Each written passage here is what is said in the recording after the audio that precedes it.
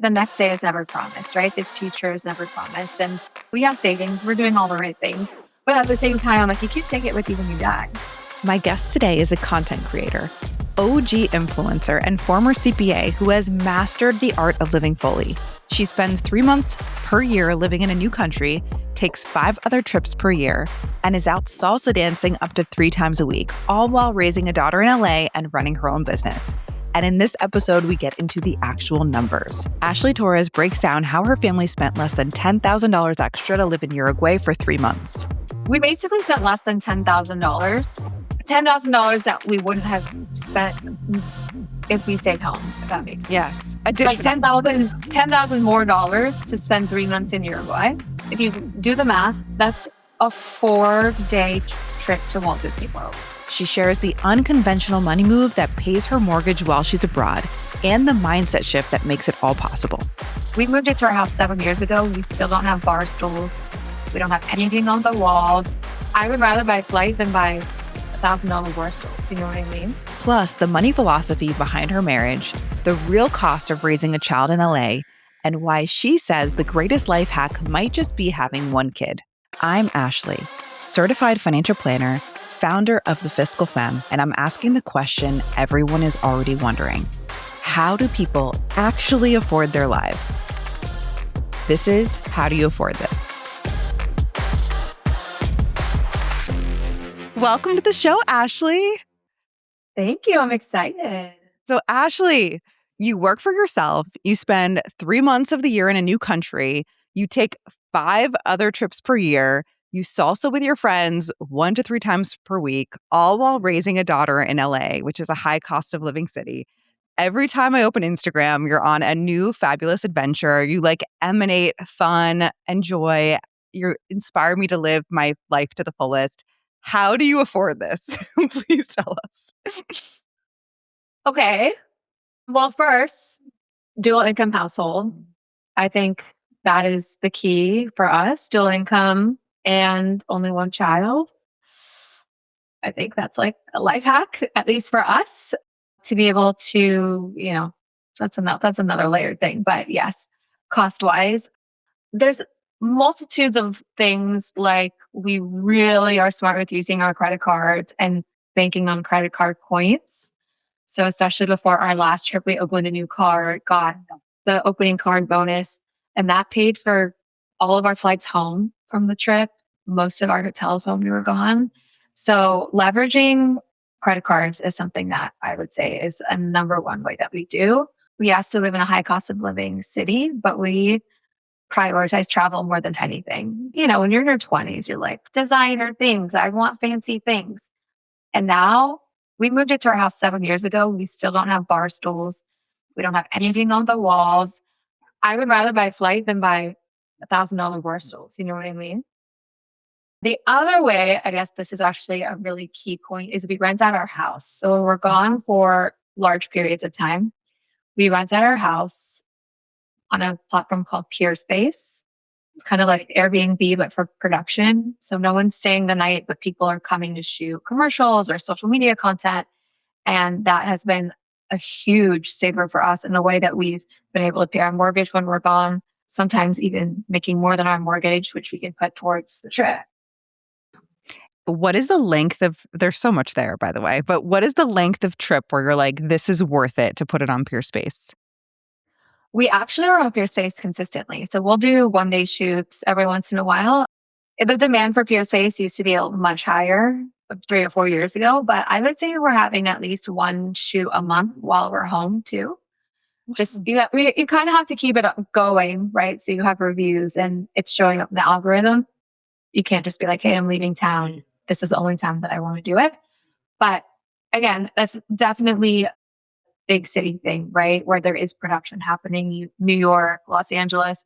Although I know people I just had a friend that lives in Dallas, outside of Dallas, and someone just rented her place. So just can't hurt, right? Right, another revenue. Yes, it's another revenue stream. And I think more than anything, it's a detachment from things. This lifestyle that we live is a detachment from things in all different facets. Like, of course, I love my house. It's beautiful, but I am not precious with it. Like if someone wants to come in and pay me $1,000 to shoot in a day and they scratch up a wall, fine. It's okay, you know? And to the other things and detachment of it, it's like we are trying to accrue experiences and not things. We're It's very a beautiful minimalist, mindset. minimalist if we can be in that sense. What is the prep like for? And I'm the feel the same because I honestly think a production house in my house is probably less damaging than my children. So, Yeah, for you know, sure. but like, what do you have to do to get it ready? Like, is there a process with that or it's simple?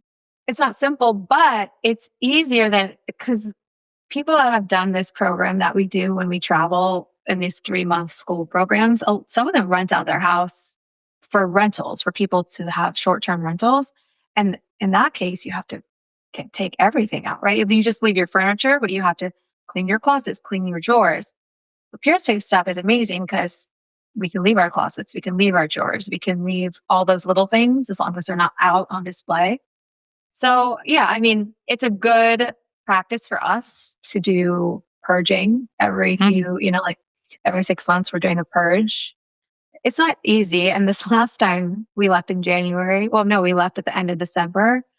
Layering on that with Christmas, I was like, why am I doing this to myself? It was very stressful. But yeah, no, it's just making sure your house is shoot ready. So typically that means knickknacks and everything are gone, everything's clean.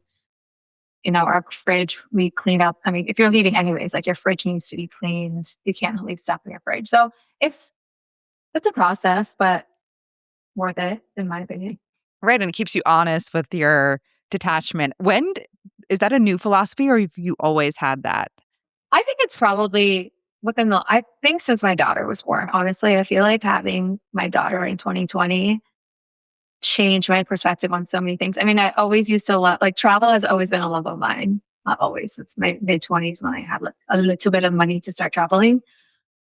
But I think after I had her, I work, primarily in the fashion space. And I think after I had her, I was like, there's more to life than what you're wearing. It can be an amazing compliment to everything that's going on. And there's no doubt that what you're wearing and how you're feeling, makes a difference in how you present yourself. But I think coming from someone in my late 20s, early 30s, I was just, the latest designer thing, the latest jeans. I need these shoes.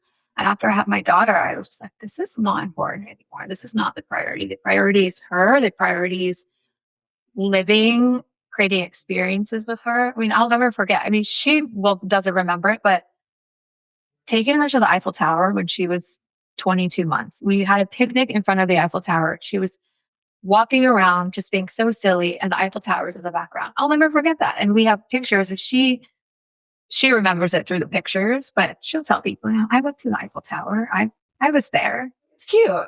Yes. I was going to ask about like what drives this vision for your travel, but I think you're kind of explaining it. It's the experiences, it's those memories.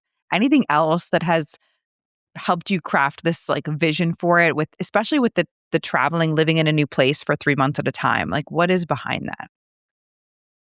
Well, so my husband and I both work remotely, which again is also kind of a necessity to live a lifestyle like this. And I think when we started putting our house on Peerspace, we realized, okay, we don't have to be in LA. We could make money by someone renting out our house. Why are we here all the time? And especially our daughter's she's only young for so long before she has to get into school. And, there's so many layers with that. And it was during COVID that I booked a 1-month Airbnb in Tuscany. Like we were deep in COVID. No one was traveling.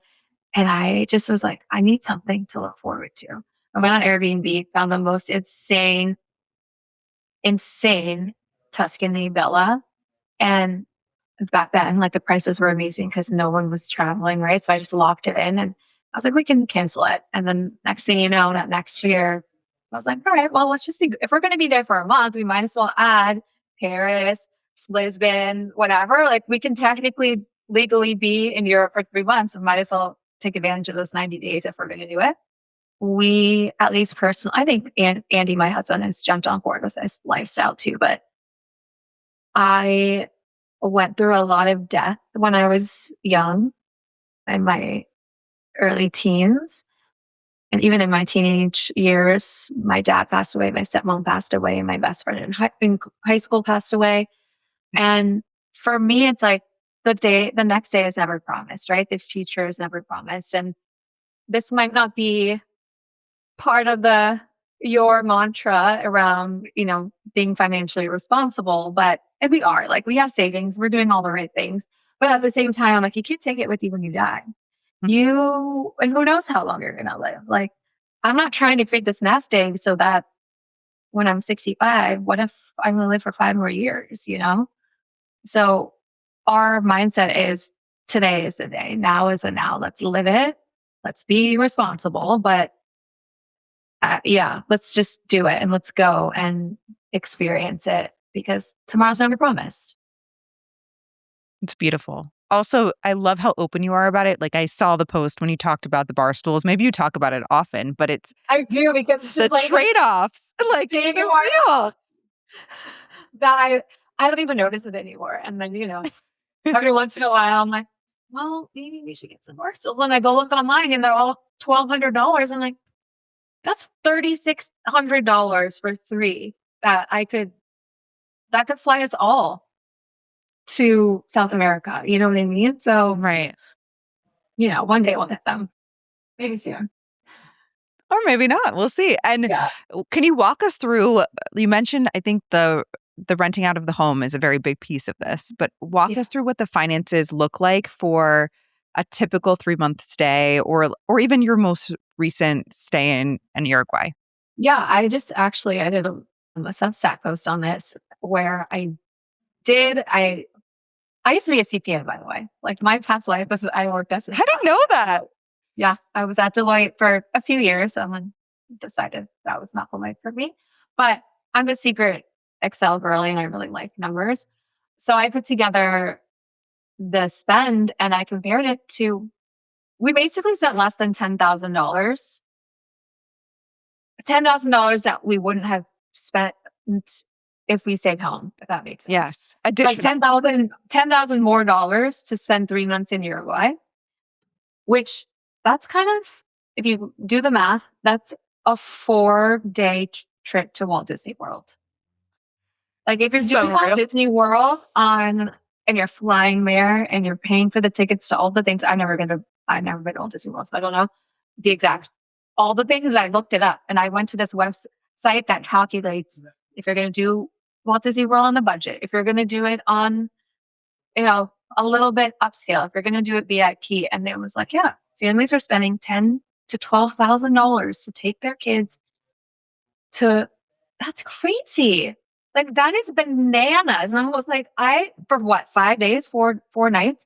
And I just spent 3 months in another country, soaking up culture, experiencing this with my family. And not everyone gets to pick how they spend their money, but I just thought that was crazy.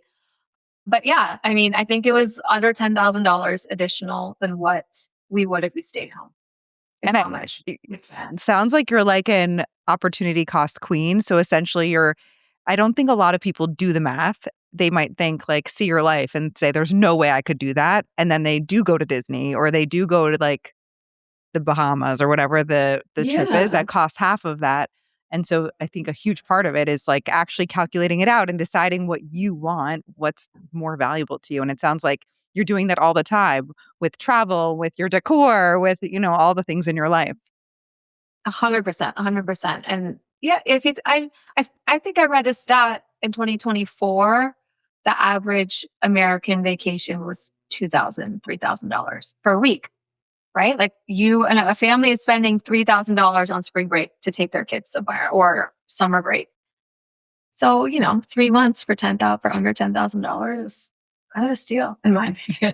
So the renting of your home is offsetting the cost. Are you staying in Airbnbs? And then we're usually staying in we are always staying in Airbnbs when we're abroad. So yeah, we're renting out our house for more than our mortgage, right? So our mortgage is getting paid plus we're getting a little extra that's going towards our trip. So that takes our Airbnb cost in Uruguay down a few $1,000s a month. We rent out our cars too with Turo, and that's been helpful to pay our car costs. Our cars are like very expensive. I mean, it's crazy, like with insurance and stuff. But like you're going to pay car insurance no matter what, if you're at home or if you're on a trip somewhere on vacation. The renting of our house really does offset a lot of the costs while we're there. And I mean, even like it's kind of minimal, but not that minimal. Like I think our water and power bill, because people aren't living here, right? Our water and power bills were down like $500 or $600. It's not nothing. So yeah, renting out our cars, renting out the house. Those are the two main ones. What else do we do? Are you generally spending, I guess, like, are you spending similarly in your everyday life when you're on the trip? Question. This is a great question. No, we're spending way less. Wow. Because what I found, well, in Uruguay specifically, there's no Amazon. So when you can't get something same day or in a few hours in LA, in our case, it turns out you don't really need it that badly. Mm. And so we spent 3 months not buying from Amazon, not buying same day Target delivery. And I haven't done the math, but I assure you we saved thousands and thousands of dollars because of that.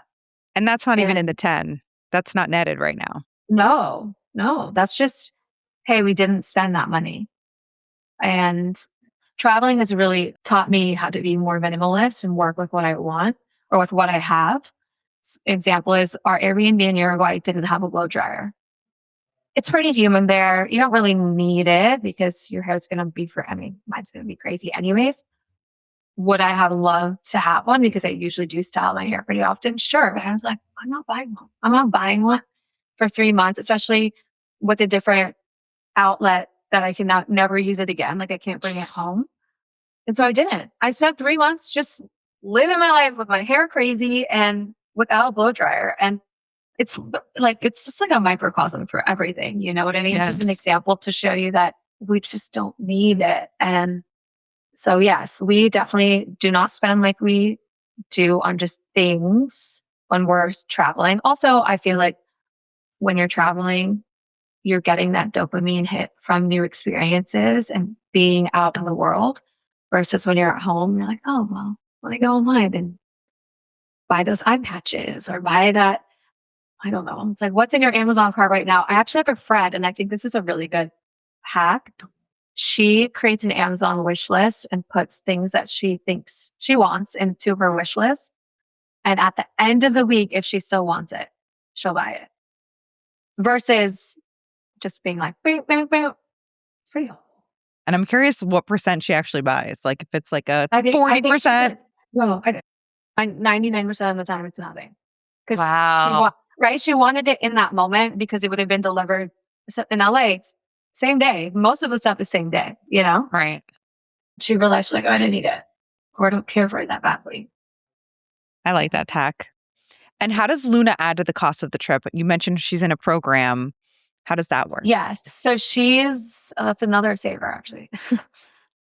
She is in a program or was in a program called Boundless Life. It's now around the world and everything happens in 3-month cohorts. So September, October, November, January, February, March, April, May, June.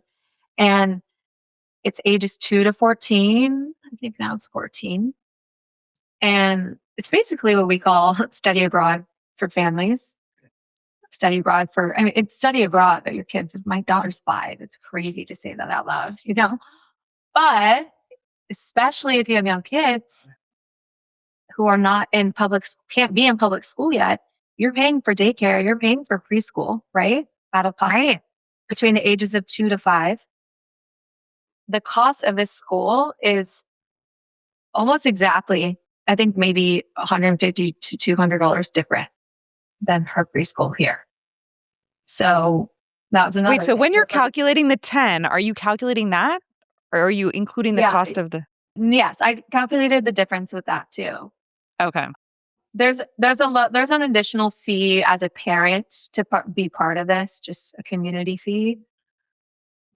But let's see. And so this is your childcare when you're there. You're not Yes. ti- I'm not, yeah. And we're working, right? She's in school from 9 a.m. to 3 o'clock every day, Monday through Friday, obviously. And how do you envision doing this as she gets older or doing it a different time of year if she's in school? Do you have a vision for the future with it? I don't, because she's starting first grade in the fall and we've committed to being here for at least a year. I mean, I'm actually really struggling with it because it's been basically, we have traveled, if you combine it all, 2 of the last 4 years. Wow. And it's a lot. It's a lot. It's been a lot of time. It's been a lot of her life. It's been a lot of our life as parents. And the idea of staying home and not having travel like that on the horizon is giving me a little bit of a little itch. But they do have summer programs. The thing is, their camps, it's a different experience. Going for 3 months versus going for 4 weeks, a different experience. Also, we love LA in the summer. This is like our hack has been we leave in the winter and the spring and come back and get to be in beautiful Los Angeles. You know what I mean? We've been with so many other families who have older kids, and there's a certain point where your kid is like, hey, I don't want to leave school and do something. You know, I don't want to keep like doing this. I don't want to keep having to make new friends, you know? Right. So we're going to play it by ear. It's just a little tough, especially in LA where we live. She's not going to public school. So if we're putting her in private school and then having to pull her out and pay tuition and then pay that tuition, I'm like, Yeah. someone needs to leave me a trust fund for that. I travel a ton just solo and with my friends. And, you know, I prioritize the group trip. Yes. You know, I'm a big, like, get it out of the group chat. Let's go to Mexico City. Let's go to Colombia. Let's go to wherever, you know, it's especially now we're adults. We have free will. We can take a Friday off and make a long weekend of it. There's no Yes. you know? And I'm curious, so I am always admiring your group trips. How does it work? Do you all talk budget first? Like how do the finances work of the group trip for you? Every trip is a little different. The most recent trip I did was for my birthday, so I covered a lot of it. It's really But then we had like Splitwise, or there's another one. I don't know what the other app is, where someone just played treasure the whole time, and at the end we split it all up. Especially, I'm feeling super grateful. In the last 4 or 5 years, I've really built a crew of mamas that, like, we just all have the same vision of living life. And I don't know if you see, oh, it's a TikTok or Instagram where it's like, let's go, let's book the flight. Like, I'm ready, you know? And that's how all of my girls are. Someone just drops it and we're like, okay, let's go. Can we go that day? You know, right. It's like don't tease, like we're in. Oh, we're in. You know, Yeah. we're really into. A lot of us want to see Carol G. I'm like, okay, well, should we see her here in LA, or should we just, I don't know, go to Mexico City, go to New York? Like, let's make a trip out of it. The joys of adulting, I guess. Yeah, and I guess like It's not just responsibility. if you live similarly, right, in your everyday life, like similar types of restaurants, but just like in deciding where to stay, right? Like, do you just have an idea of budget for that? With depending on who you're going with, like level of hotel, or if you're staying in Airbnb, or So I'm the Airbnb girly. I always am the one to find the spots because it's my love language. I would definitely delegate that to you in the group. Oh, for sure. anytime. I'm down. It makes me so happy. It brings me so much joy. In terms of budget, for us, it's just typically an Airbnb is always less than a hotel, you know, Right. especially when you have multiple people because you have to get multiple rooms. So I don't know. Like, if we can, I guess we've done a few trips to Mexico City. We're like, if we can keep it under $200 a night, which is a steal because most hotels now are like $350 or something insane. But yeah, I think we're all just really cognizant of spending on what we prioritize, and that is it's like when I go with my girlfriends who love to eat, it's like we're going to prioritize eating at really good restaurants, right? When I travel with Andy and Luna, we don't prioritize eating at good restaurants because both of them have the palates of a 5-year-old. You're right. Each has its place. And you're so open about money. So I just can imagine you're just like, that's expensive. This is a good deal. Or it's not like it's a hidden thing for you. Oh, of course. No, not at all. And you're an OG creator, like 15 years. And I want to talk about the longevity of that, like when we talk about income. But curious, like I always wonder, what are you getting for free? What are you paying for? Can you put a value to like what you get in a year if you had to pay for it yourself? And does that include travel? If I look over, I wish you could see, because we just got home for 3 months away, and there was so much PR that came, and it's always beauty PR. Beauty PR, they have the margins that these people have is crazy. They're just like lip glosses. Everyone gets a lip gloss. Yeah, your lip gloss looks great. Thanks. Yeah, I could not tell you the last time I bought lip gloss in the last 10 years. I have not purchased any type of lip product in 10 years because it has been showing up to my door. I know a monetary value. I don't know if I could put a monetary value on it. It's a lot of beauty stuff, a lot of beauty products, which 95% of the time I give away to my girlfriends and my sisters because, your girl only has one face. And especially when it comes to skincare stuff, I'm super, super picky because I have acne prone skin and I don't like to try new things. And with my makeup, I'm pretty minimal too. I have my brands down. So it's not, it's a lot of stuff, but it's not necessarily the size of lip gloss. Like I'm saving a ton of money. It's not what you would be buying, right? Yes. Like I'm looking right now and have 15 eyeshadow pens, like glitter eyeshadow pens. What am I going to do with that? So, and then travel, it's funny you ask because I feel like in the start of my career, trades for stays were a much bigger thing. Doing hotel stays for trades. Now, what the brands want does not align with making it worth it for me. Right? So, an example, a hotel is like, hey, we'll give you 2 nights and then we want 2 reels, we want 7 images, we want X, Y, and Z. And especially if I'm traveling with my family, I'm like, it's not worth it. It's not worth us spending the whole time there shooting content because we actually wanted to go there to experience the city or experience, you know what I mean? Right. And they wouldn't pay, like that wouldn't be what you would charge for a reel. Yes, right. Exactly. It's like, well, your $350 a night is absolutely not what I charge for creating a reel and posting it on my channel and licensing it to you and all the things. I think if you're a younger creator who doesn't have a family and has a little more time, it makes more sense. But time is of value and being present with my daughter too, which is I'm trying harder and harder to be off my phone whenever we're together. Yeah. So it sounds like lots of beauty products are getting travel perks. You're using them less. What about clothes? Not really. I feel like few and far between. I think people think this life is very glamorous and there are a lot of perks. And the biggest one I think is having a flexible schedule, right? But you've seen that, I don't know, meme or something on Instagram that's like, I want to be an entrepreneur so I can have a flexible schedule and work instead of working 40 hours Monday through Friday, 9 to 5, I'll work 180 hours throughout the week, like at midnight on a Saturday, and it's like that, Yep. Yes, I can go to Pilates at 10 o'clock in the morning, but I'm also probably up till 11 o'clock at night editing a reel for the next day. Right. Thinking about it in the shower.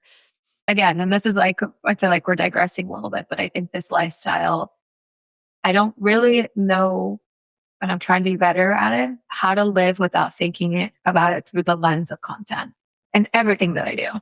And it's wild. It's kind of wild to say that out loud, you know? Right. It's like a perspective that's so ingrained. Yeah. Yeah. Yeah. And curious on, because I love how you have prioritized fun, you're a champion of fun outside of travel. Like, what is I guess, not in addition to the investment, like curious what it costs for a night of salsa, but just like also to carve out that time for it. You're mentioning, how busy you are. Okay, What let does me it take? tell you the biggest hack, guys. The biggest hack about salsa dancing is it happens starting at 10 p.m. at night. So, and everyone's like, wait, I'm already in bed. But listen, if you have a family, if you have a husband, I'm doing all my mom duties, right? I'm cooking dinner, I'm putting my daughter to bed, and I still have time to get ready and go out dancing. It's like a wash. They don't even know. She doesn't even know I'm gone half the time. And my husband, he's an early to bed guy and he's a golfer. So we're basically ships passing in the night. Like I'll come home at 2:00 in the morning and he'll wake up at 5 a.m. to go have the first tea time somewhere. And that it works for us. It works for us. Not everyone's like that, obviously, but this is, I think, something that a lot of women, especially, they're like, well, how will I find time? Yes, you are going to lose out on some sleep, but I guarantee you, all you're actually doing in that time is sleeping. You're not wasting time out with your kids or your family. You're probably scrolling on your phone. Like, get out, go dance, enjoy, connect with people. And cost wise, I mean, I took classes for the first year or so. It's really addicting. Like the second you start dancing, you just want to get better and better. I think the classes were maybe $250 for 6 weeks, which isn't that bad. Right. And in general though, if you're going to a salsa social, which is what I do now, like on a Tuesday night, I'll go out at 10 o'clock and dance for a few hours, 15 to $20, which that's less than a workout class. I was thinking about this today when I was prepping for this. I'm like, my Pilates class, I think is $35 or something.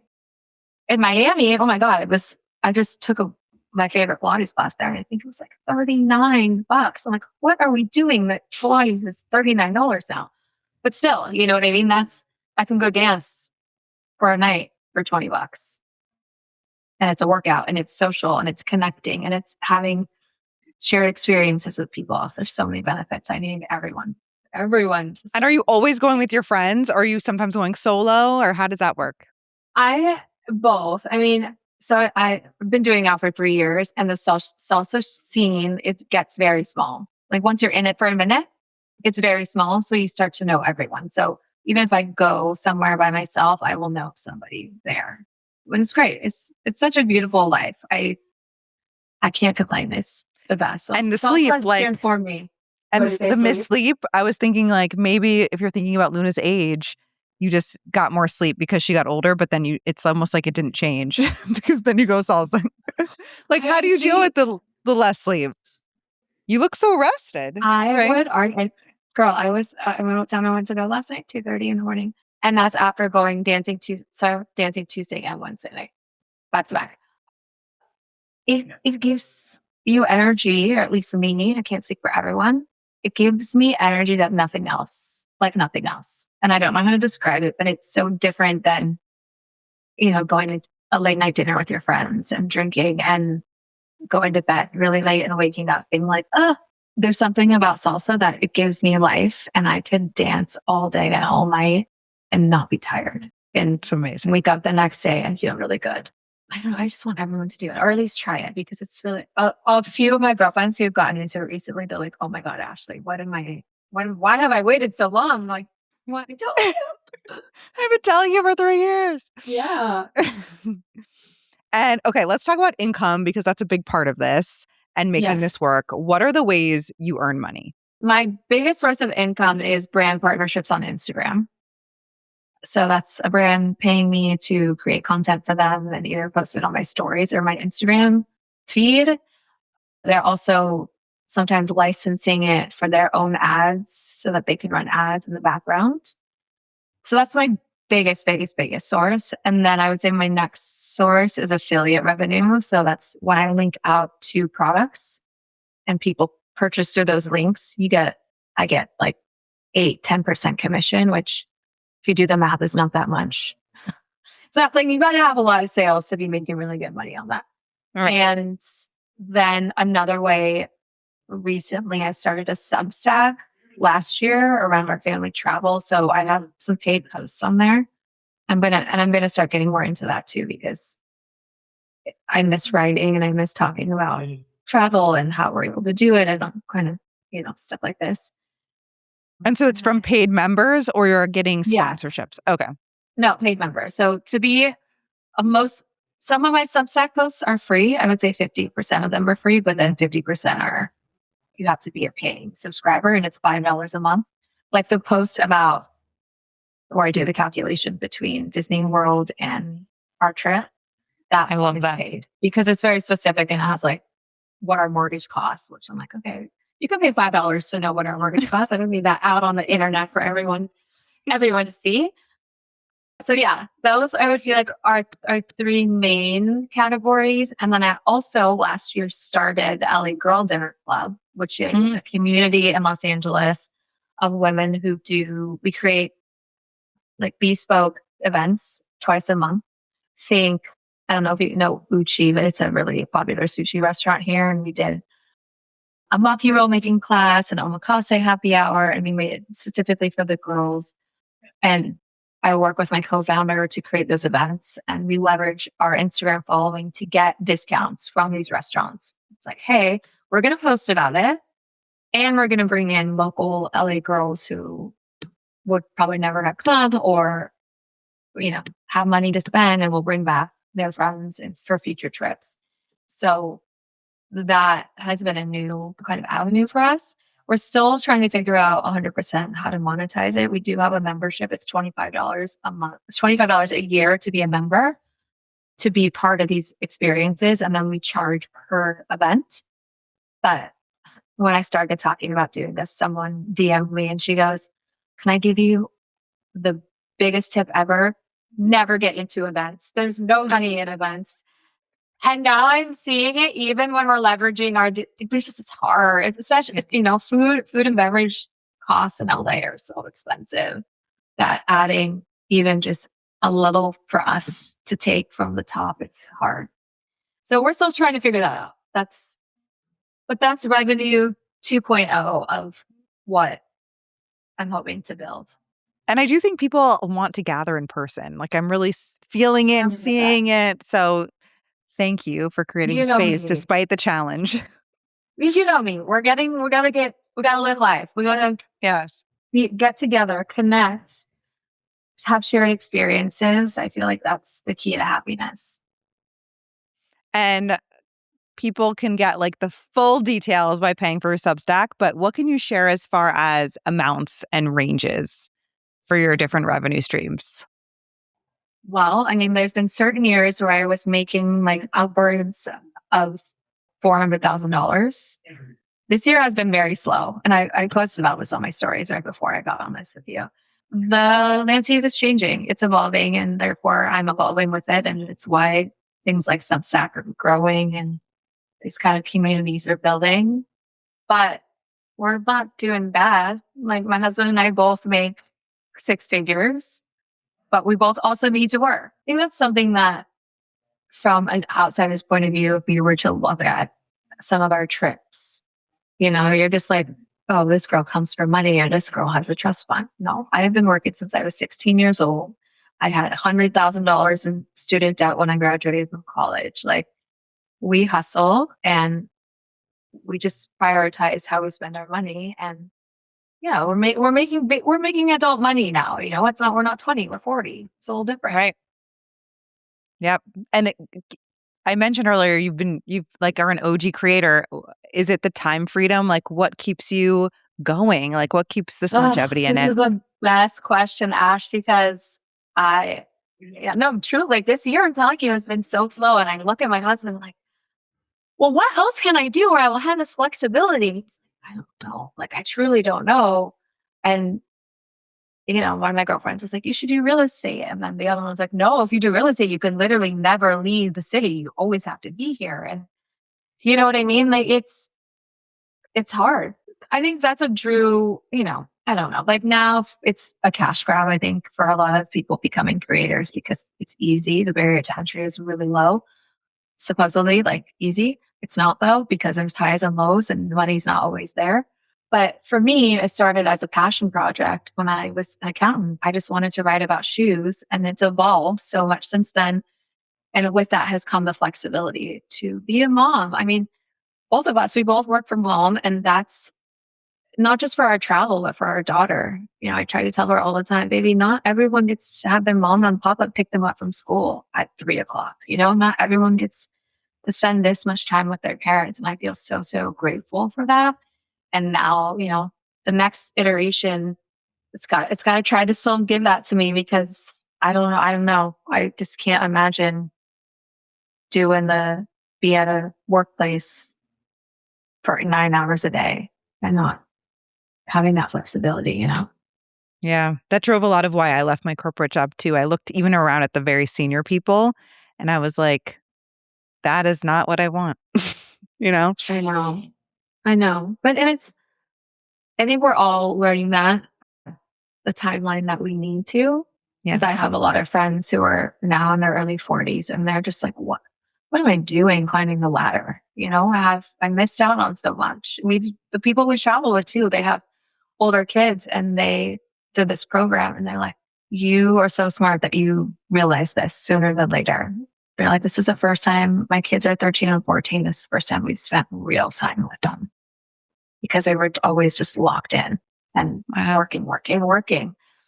So I feel really grateful for that. And I know the universe will provide. It's all going to work out.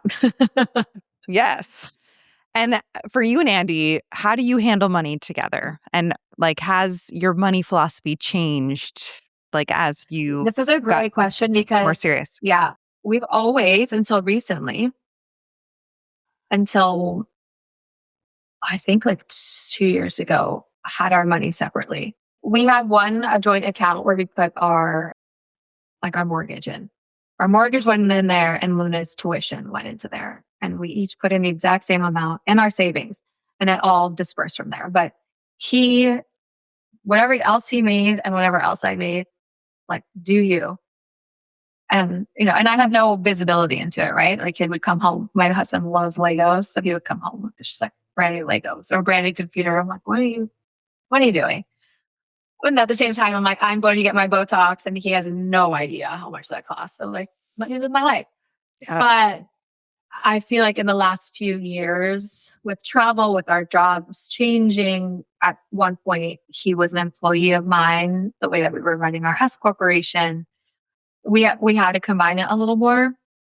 And I don't know. I don't love it like that, because I feel like, we were not like we're hiding anything. It's just I don't know. I feel very strongly you do you, I do me. But having it more visible, it's oh, what are you spending? You're spending money on that? Or I don't know. I just try not to look at it if I don't have to, because I don't want to be judgy. So you're the reason you don't like it is you're seeing his stuff more, not that he's seeing your. Yeah. Or even, both. I don't think. Yeah. I think you can tell, when I go salsa dancing, he has golfing. We have our things that are just ours. And I think that is the key to our marriage, that it's not so ingrained. It's not, every little thing isn't, what is he doing? What am I doing? Or we're talking, I don't know, obviously a great communication, but. Do you think you'll go back to the other way? Or you'll just get more used to it? Not right now, because thank God my husband has a real good job right now, because I'm not making that much money. Right. Yeah. And then you're like, oh, this is partnership, right? This is partnership. Right. That what I want. The same thing, during COVID, he was in between jobs, and I was the breadwinner, and we kind of ebbed and flow in that sense. And, the gratitude for having a partner that can do that with you is amazing. Right. I'm always so grateful that we can ride the ride together. That was actually a question I had is that a piece of when income varies? Do you have a system for that? But it sounds like the combination is your system so that it still works. Yeah, it still works. And, I think what we always have prioritized is making sure we're saving and we're investing. And as soon as that's done and taken care of, it's fun money. But yeah, back to your thing, he had never knew how much Airbnbs cost because I just book them, or even food. Like I do all our grocery shopping. And the other day he was like, whoa, that was $200. I'm like, yeah, babe. 3 But wait, nights. you paid for the whole, like on a trip, would he send you money for the Airbnb or you just would cover it? I would just cover it. We came up with a system that wasn't even a discussed system. I do Airbnbs. He does flights. Like it just happened that way. No, he loves the points game and finding the flights and all that stuff. I love doing the Airbnbs, and that's just how we And do it felt like it was even, or did you usually pay more? Because Airbnbs might be more. But that's like, we never did like the tit for tat, right? We never did the, is it even if it's not? It's like, yes, we have separate money, but it's a whole, like it's ours. But as long as you're paying your credit card bill and I'm paying my credit card bill, it doesn't really matter. Got it. And the food is a big one to cover all the food. I know. And that's been really interesting lately because I'm like, well, also we realized, and this is like a good tip, the Amex Gold has great multipliers on grocery stores. Mm. And I realized I was putting the food on my Chase card, and I'm like, we should not be doing that. I should be putting it on your Amex. So, things like that. But and that maybe is easier to see when you're both seeing it, I guess. What about raising a daughter in LA? Any expenses shock you about that? Or any real numbers you can share? So we have, our preschool is on the less expensive side, and it's $2,000 a month. I don't know how that hits, nationally. I feel like right. There's places that are $4,000 a month. So to me, we're getting a deal. But yeah, again, like back to in the beginning, how I said, I think a life hack is only having one child, especially in a big city. It's really expensive.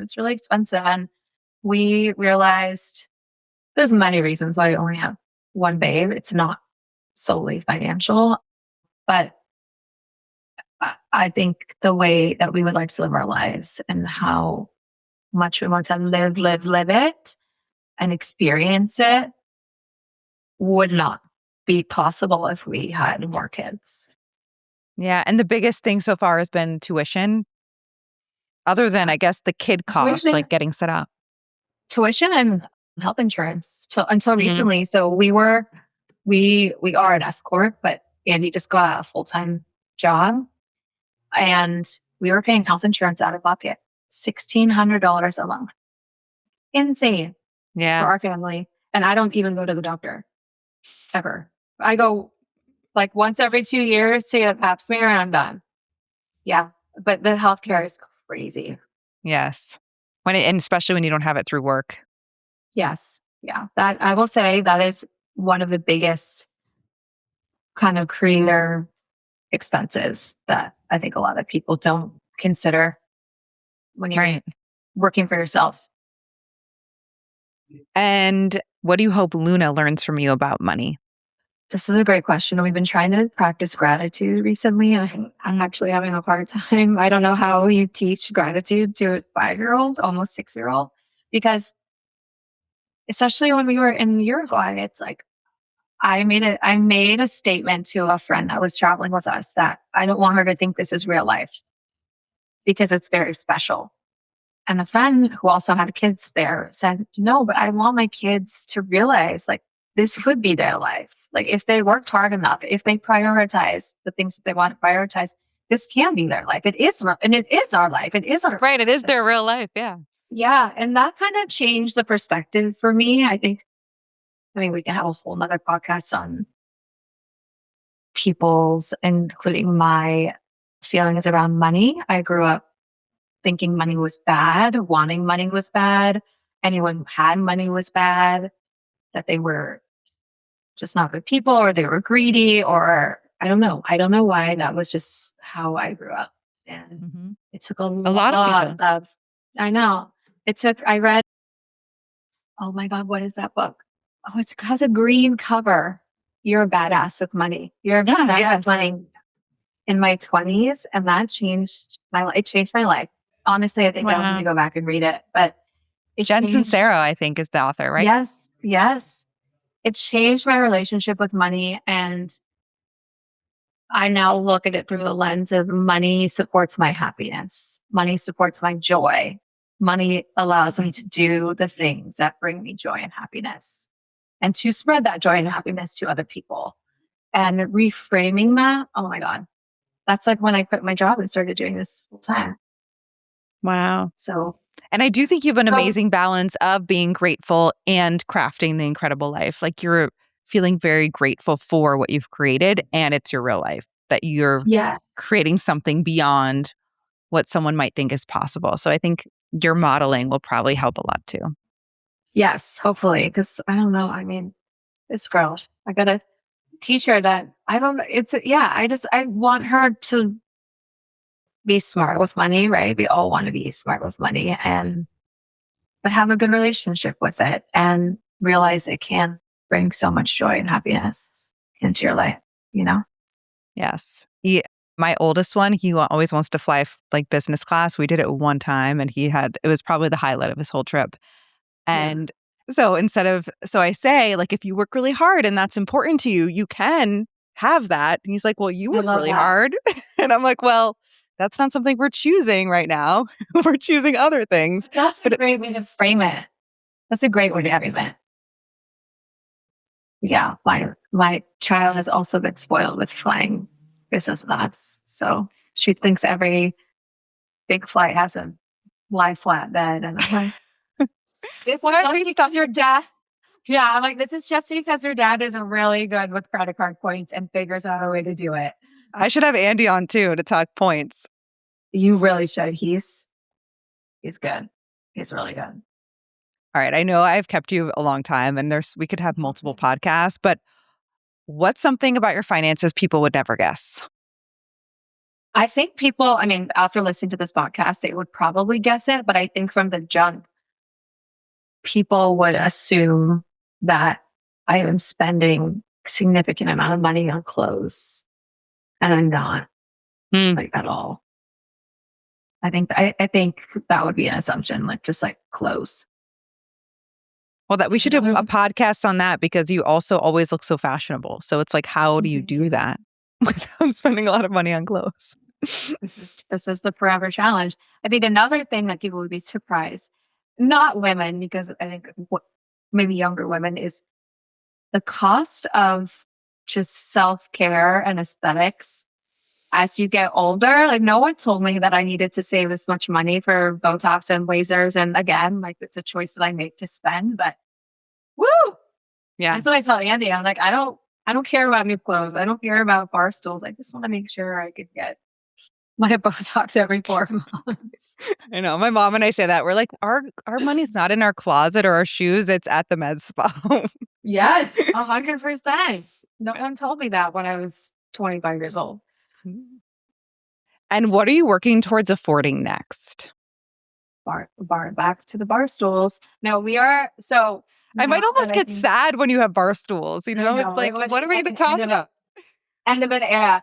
No, so we lived in our house for 7 years, and aside from the initial, furniture haul that we did, we just haven't put a lot of personality into our house because it's been rented and people actually like it without personality because it lends to a very blank canvas. Now that we're going to potentially be home, at least for a minute, I'm like, oh, maybe we can start decorating, start putting some more feel to it. I really want to put a pool in our backyard, like a little plunge pool. So that is something that I am going to be working towards affording because that would be a dream. I love it. This was so valuable. Thank you, Ashley, for this inside look into like how you've curated this incredible life. And I love the mottos, the mindset, how you make the numbers work. Where can everyone find you and support you in your work? On Instagram at Everyday Pursuits, and basically Everyday Pursuits across all the places. But yes, like, save, comment, share. I don't know. Go follow Ashley. Yeah. Amazing. Thank you so much. Thank you. Thank you so much for listening to How Do You Afford This? If you loved this inside look into how people are actually affording their lives, follow and subscribe wherever you get your podcasts. We have a new episode dropping every week. And trust me, you do not want to miss them. And please share this with a friend. You'll get credit for introducing them to their new favorite podcast. I said it. And you'll be helping me on my mission to make crafting a wealthy life more accessible, more transparent, and a whole lot more fun. See you next week.